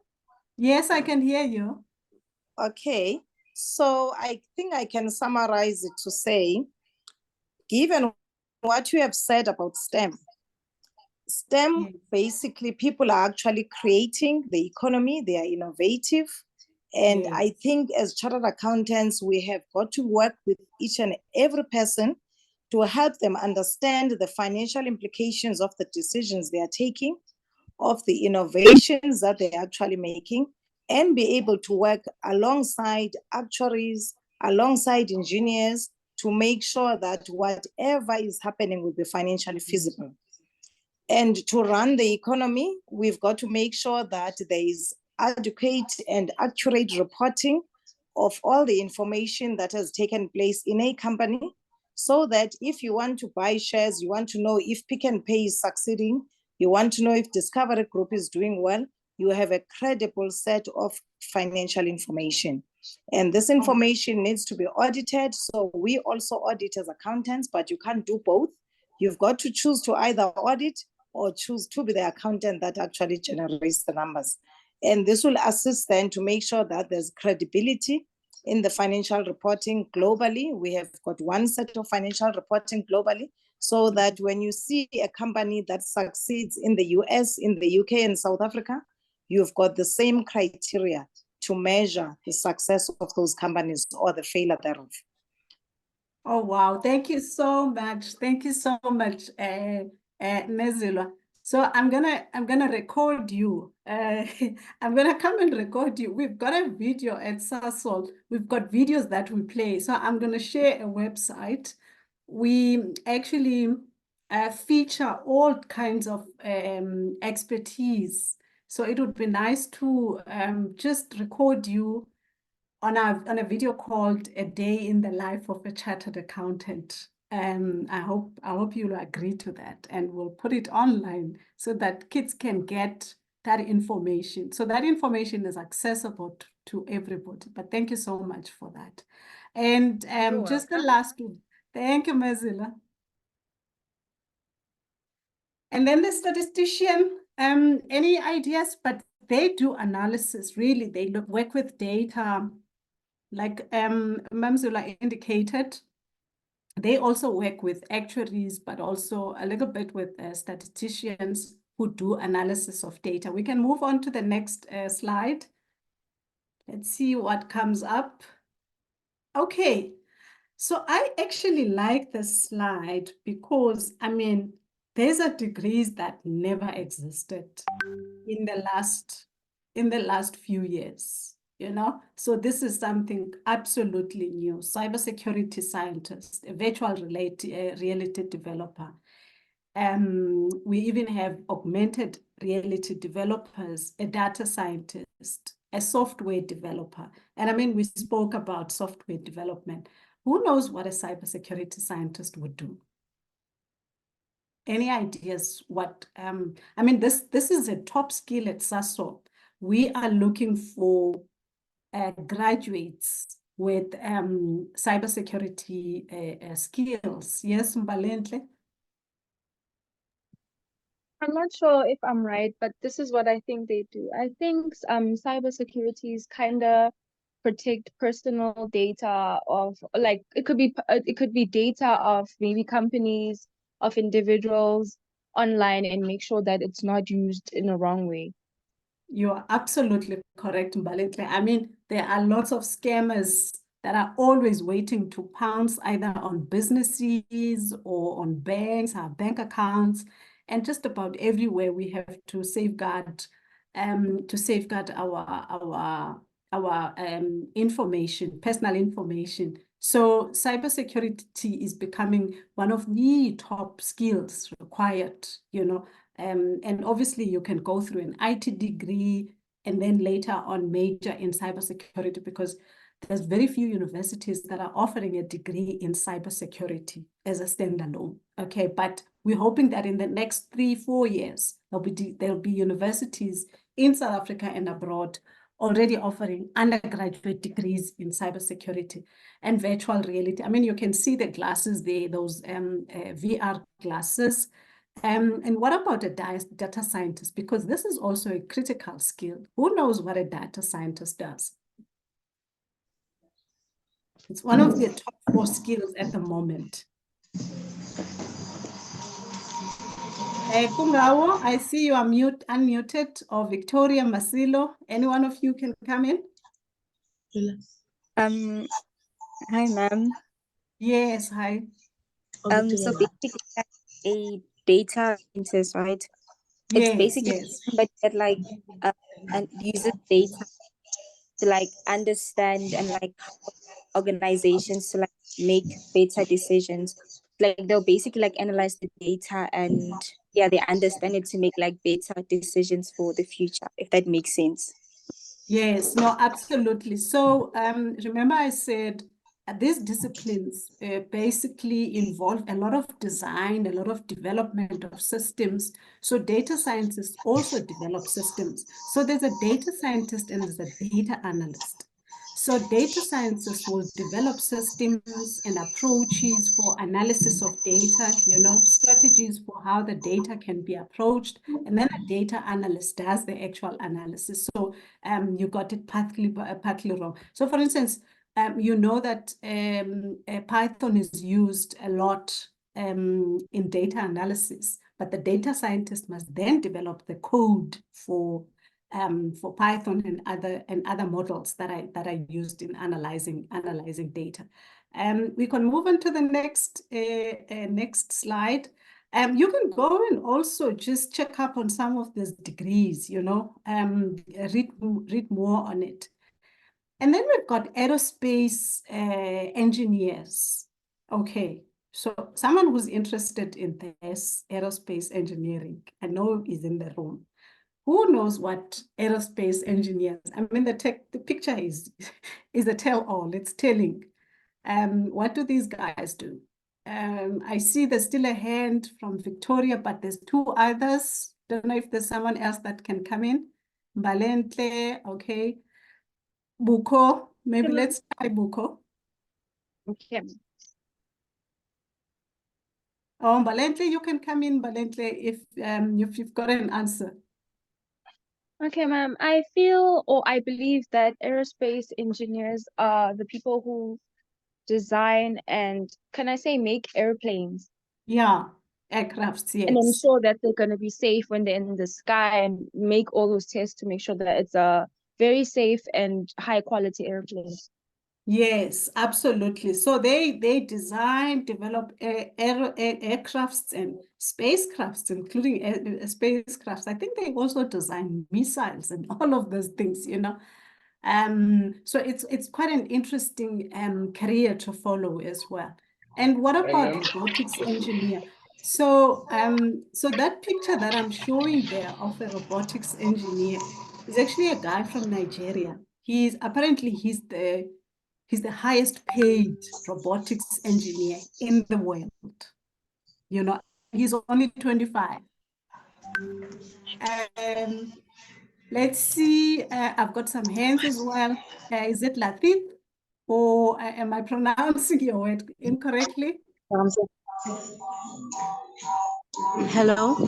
Hello. A robotics engineer is someone who designs, builds, tests, and maintains robots. Okay, no, fantastic. And I mean, we are in the world of robots now. Just about anything and everything is controlled by robots. Not we're not talking traffic lights, okay? We're talking robots that are used in business and everywhere else. So fantastic.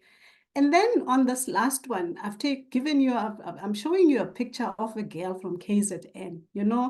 Her name is Senamile Masango. She's from rural KZN. She went to a rural school. She walked, I don't know how many kilometers to school every day, crossing rivers. She is today a nuclear scientist in South Africa. So I'm curious to know who knows what a nuclear scientist does. Is it Buko? Lafiga, Sindu. Any ideas what nuclear scientists do? Molweni. Yes, Molo, but I think a nuclear scientist designs isn't that associated with the nuclear power, such as the grenades and enhancing the military power of that particular country. I think. Yeah, yes, absolutely. So you would have had talks about, I think during Zuma's era, he talked about nuclear energy, okay? So over and above what Lafiga has shared with us, nuclear scientists also, they analyze a nuclear system. So you've got to study physics to become a nuclear specialist. So you study physics at university, but then you major in nuclear physics, what is called nuclear physics. So these guys are going to nuclear scientists are going to come in very handy in the next future because, like I said, during Zuma's era, he spoke about us moving towards nuclear energy. Remember, nuclear energy is also an alternative form of energy, so there's talk that we might revive that agenda now and use nuclear energy as one of our alternatives. So you must look out for this career and go and Google Senamile Masango. You will see she's a trailblazer in this area. Thanks. Can we move on to the next slide? Okay, so I like the fact that we've got an industrial engineer in the room. Kgali, so you have to come to our rescue here and tell us what you do as an industrial, as a prospective industrial engineer, so that you can inspire others to perhaps follow that dream. Is Kgali still in the room? I'm here. Yay! So my broad understanding and also what drove me to industrial is it's very much process optimization and just making things work so much better than they already work. And it also brings in a lot of business and management and manufacturing and just pretty much making things just work even more fantastic than they already work and fixing things, but not having to like sit in a lab or build an airplane. So I think that's pretty much my general understanding. Yeah, you nailed it. So at Sasol, we employ a lot of industrial engineers. Thank you, Kgali. You got it right, 100%. We've got a lot of industrial engineers, and the job really is to improve our manufacturing because we do produce a lot of products. They do a lot of maintenance of our production and improving our production system. So you're spot on. Thank you so much for that. I think Lafiga, you've got your hand raised. Lafiga. I know I've got a Lafiga. My friend, my colleague has a child known as Lafiga. So sorry about that. Lafiga, I see you have your hand raised. You want to answer any of those biomedical engineer? What does a biomedical engineer? I mean, you can see that picture is giving you some clues. Ebenezer School, I see. Please come through, Ebenezer School. Yep, it's here again. So I can guess what a biomedical engineer does by thinking of biostatistician. I think biomedical engineers, they support biostatisticians by having to study. Well, they do not study because it's biostatisticians that study, but I think biomedical engineers, what they do is they tend to do some research. Okay, we lost Ebenezer School. I don't know if there's anyone else who wants to come in. Ma'am? Yes, Biomedical Konwaba, engineers yes. are people who work on professionals who sort of ma'am, they take engineering, ma'am, and they apply it in the biology and medical context by building systems to better enhance, ma'am, the practice of medicine and biology. So that is more advanced, more better. For example, they put medical equipment, biological equipment, and so on and so on. Absolutely, absolutely. So if you were to lose your limb today, and you would go to a biomedical engineer to design a prosthetic limb for you, for instance, you know, an artificial limb for you. And I mean, you would have seen that over the years, these prosthetic limbs are they're artificial, of course, but they can, you know, because they have advanced systems embedded in them, you can actually use them. So you lose your hand, but you get a prosthetic hand that can function as a normal hand. It wouldn't be 100% like a normal hand. So you are right to say, Onwaba, it is to improve medicine, for instance, or human health in general. And the last one, there being environmental engineer. So we know that, I mean, with the change in the climate, we are headed for lots of disasters. So we kind of need people who are going to design systems and techniques that will ensure that we understand what's happening now in our environment, but also just get a sense of what's coming in the futures. So we're not caught off guard when there are natural disasters. I think we're gonna go to the last page. Spa, you want to come in? I see you have your hand raised.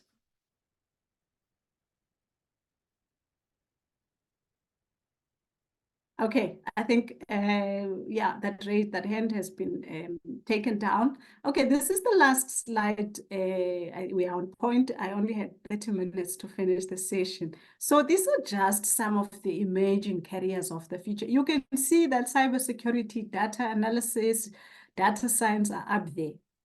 And mental health professions. So after COVID, you would have seen that there's a shift towards people requiring some assistance with mental health issues. So that's also coming up top. So, and obviously robotics, biotechnology, software developers, and machine learning specialists, and obviously now renewable energy is becoming, so obviously, so in renewable energy, we're going to talk things like nuclear, like solar energy, you know, hydrogen fuel cell energy. So if you go to SASO, for instance, we are decarbonizing and moving towards cleaner energy sources, you know. So for instance, solar energy is at the top of our list.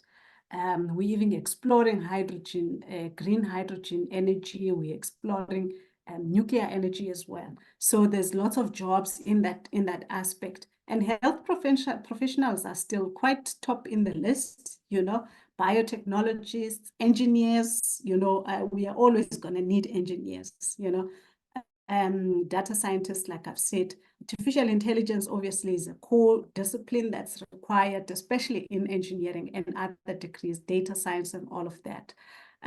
So this is just in a nutshell, some of the emerging careers of the future. And I mean, it's very hard to, for instance, find a degree that covers, that will straight away take you to becoming a machine learning specialist. You would have to go through an engineering degree and then specialize, for instance, in machine learning or specialize in robotics, you know, and all of those. I see there's a hand from Victoria. Ma'am, I'd like to ask, what is augmented reality? Okay, so we've got what we spoke about virtual reality. So I just want to maybe just start with virtual reality. If, for instance, let me just give you an example of what we do at SASO. We've got a mine. And sometimes when you do training, you need to take those trainees into the mine to train them. But now with the advent of augmented and virtual reality, you can create that environment and people can be trained in an actual training room setting, but you give them a sense of what they would experience if they were in that environment without necessarily going into the environment. So you kind of, so what we do is we take videos of what the artisans will do, you know, right at the bottom of the mine. And then we recreate a system, you know, like a video. And those trainees then only see this through the video, but it actually gives them some sense of reality of what happens underground without necessarily going underground. And we minimize, by that we sort of minimize having to take them underground if it's unnecessary. And they only go there when it's necessary for them to do so. So virtual and augmented reality go hand in hand. There's just a slight difference between the two, but they sort of bring you a reality of what would happen. So it's also both virtual and augmented reality is used now in automotive industries, you know. So they train their technicians using virtual and augmented reality specializations so that you don't have to damage a car in the process of training those technicians on how to fix a car or on how to just improve the efficiency of the engine of a car. I don't know if there's any further questions, because I then would just want to end off my talk with the fact that we have lots of bursaries at SASO. So you must visit our website on bursaries called www.sasolbursaries.com. So we've got a range of bursaries. You will see we've got SASO mainstream bursaries, we've got SASO foundation bursaries, we've got SASO mining bursaries, we've got SASO energy bursaries. So there's really, the scope is really, really, really wide. I see there's a hand from Lela.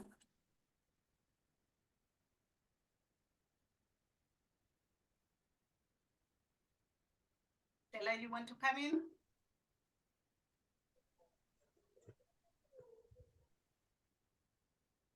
I think he's gotten shy. Yeah, I think so. I think so too. So let me just end off my talk by, you know, I want to add to the very highly inspirational quotes from Lihle. So mine, it goes like, it says, you go big or you go home. Okay. I mean, your possibilities are endless. Thank you so much for having me. Oh, wow. Dr. Gege, thank you so, so much. You can actually tell you have such a passion for teaching and inspiring. Just everything over the past 30 minutes has been incredible. Lots of our FGL is saying thank you, ma'am, and Nkosi Mama. We had a few questions around what subjects that you have to have. Lots of our grade 10s will be selecting their subjects going forward. What subjects must you have to make sure that you're able to apply for qualification to then engage in a career in STEM? That is such a critical question, Oloitu. You know, and I'm hoping that everybody that is in the room is doing mathematics. Okay, Maths Lit is not going to take you anywhere, you know. So I always say to, when we encourage school learners in particular, that Maths Lit, if you're taking Maths Lit, someone is going to decide what degree you do. But if you're doing maths, you can carve your own path. Basically, that's what it means. So maths is a must.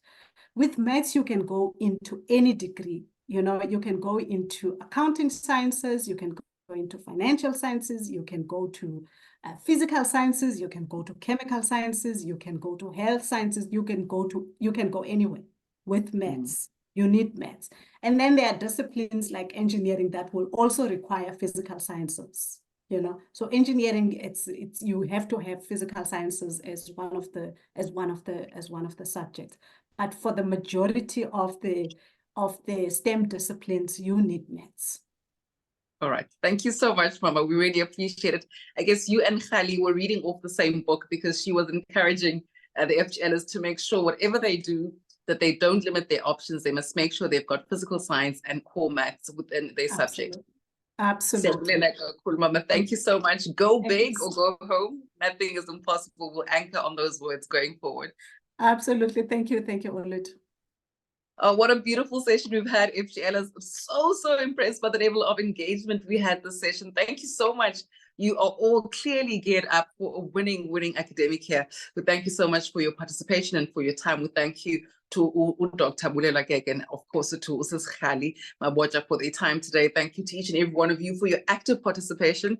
With Sandile, we'll be sending you a message with those genius dollar points rewards for you being such an active participant in today's session and making sure that you are in charge of how excellent you achieve in this academic year. We'll see you all very soon. It's time for us to wrap up the session. We'll announce a brand new date for a webinar where we'll be focusing on some subject matters that are key, specifically maths and science, as we get you ready to have a winning exam period.